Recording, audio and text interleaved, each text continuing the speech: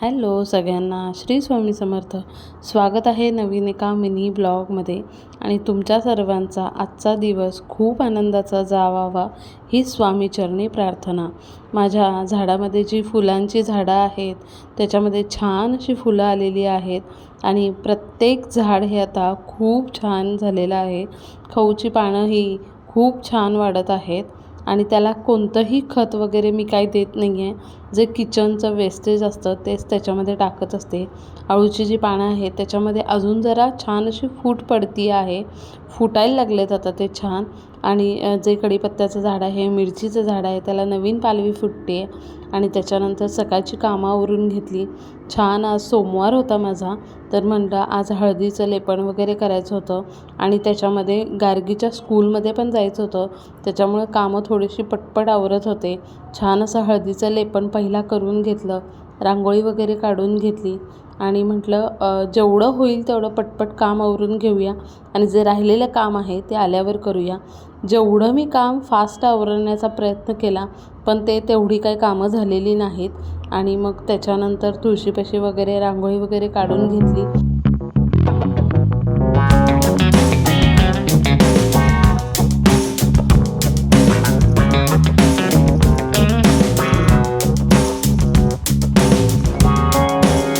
आणि मनूही उठली होती. आईचा सोमवार असला की खिचडी खायला मिळते आणि ती मनूला खूप आवडते.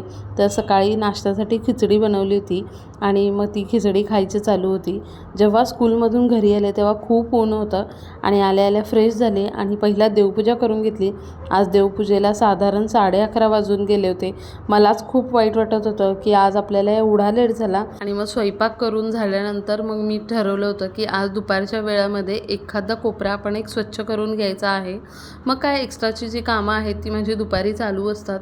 मिक्सर पुसायचा होता आणि तुम्हाला माहिती आहे माझ्या किचन जर का स्वच्छ असेल तर ते फक्त अर्बन वाईबचं किचन क्लीनरनी. तुम्ही एकदा हे नक्की ट्राय करा आणि रिझल्ट आवडला तर तुम्ही नक्की मला कमेंटमध्ये सांगा. आणि हे जे प्लॅस्टिकचं रॅक आहे ते आज मी स्वच्छ करायला घेतलं होतं. मला जेवढं ज्या ठिकाणी मला घाण वगैरे दिसते किंवा हे आज आपल्याला स्वच्छ करायचं आहे ते मी पटकन करून घेते. ज्या त्या वेळेला जी ती स्वच्छता केली की आपल्याला बघायलाही खूप छान वाटतं आणि प्रत्येक वेळेला मग आपल्या कामाचा लोड होत नाही आपल्यावर. आणि सगळे एवढं मग स्वच्छ करत करत काही दळणाचे डबे निघाले घासायला, काही दळणं वगैरे टाकायची होती दळायला, ते पण काम आज एक्स्ट्राचं करून घेतलं. आणि एवढं सगळं काम झाल्यानंतर जे किचन कट्टा क्लीन बघण्यामध्ये जो आनंद आहे ना तो एक फक्त गृहिणीलाच माहिती असतो. एवढा स्वच्छ किचन कट्टा बघितल्यानंतर मलाही खूप प्रसन्न वाटलं. आणि आज दुपारचा वेळ होता तर गार्गीला जे बुक वगैरे मिळाले होते त्याला कवर घालायचं होतं. तर म्हणलं चला त्यालाही ते पण हातासरशी घालून घेऊया, आज ना उद्या ते करायचंच आहे. तर मुली बोलत होत्या की आम्हाला पण तुला हेल्प करायची आहे. तर म्हणलं चला तुम्हीही शिकून घ्या आणि आपण जर का आपल्या मुलींना शिकवलं तर त्याही शिकतील असं मला वाटतं. मग जेवढं माझ्याकडून होईल मी त्यांना शिकवण्याचा प्रयत्न करते. आणि आज मला असं वाटलं की आम्हाला शिकवण्यासाठी, आम्हाला मोठं करण्यासाठी आमच्या आईवडिलांनी किती कष्ट घेतले असतील याची जाणीव आज आम्हाला होते जेव्हा आम्ही स्वतः पॅरेंट्स झालेलो आहोत. आणि खरंच माझ्या आईवडिलांनी तर मला मोठं होण्यासाठी, मला शिकवण्यासाठी खूप कष्ट घेतलेले आहेत. आणि मी कधी बोलून दाखवत नाही पण खरंच मम्मी पप्पा तुम्ही जे आम्हाला शिकवण्यासाठी, एवढं मोठं होण्यासाठी जे कष्ट घेतलेत त्याच्यासाठी माझ्याकडे शब्द नाही आहेत. त्याच्यासाठी एकच बोलेन, थँक्यू सो मच. तुम्ही आम्हाला एवढे चांगले संस्कार दिलेत आणि तेच आता आम्ही आमच्या मुलांना देतो आहे. आणि मुलींबरोबर कधी पटकन माझे कवर लावून झाले हे माझ्याही लक्षात आलं नाही. छान असं त्याच्यावर नाव वगैरे घातलं. आणि आज सोमवार होता त्याच्यामुळं स्वयंपाक पण पटकन बनवून घेतला. आज छान असा मेनू होता. संध्याकाळी दिवा अगरबत्ती वगैरे करून घेतली. आणि आज आमरस बनवला होता, पुरी बनवली होती, बटाट्याची भाजी बनवली होती. संध्याकाळचं वातावरण एकदम छान झालं होतं. आणि आता हळूहळू उन्हाळा जाणवायला लागलेला आहे.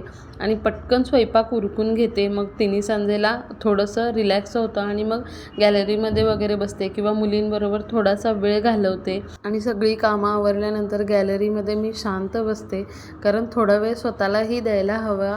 आणि दिवसभर जे काही झालेलं असतं त्याच्यावर जसं व्हिडिओ वगैरे शूट केलेत ते कसं एडिटिंग करायचं किंवा काय करायचं याचा विचार चाललेला असतो.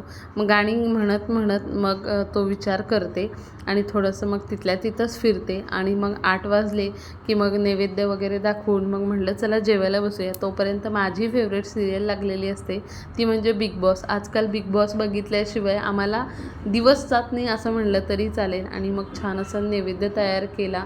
आणि आज योगायोग म्हणजे सोमवार पण होता आणि फूड चॅनलसाठी आमरस बनवला होता. तर मग स्वामींनाही छान असा नैवेद्य वगैरे दाखवला. आणि हा ब्लॉग मी इथंच थांबवते. भेटूया नेक्स्ट ब्लॉगमध्ये. श्री स्वामी समर्थ.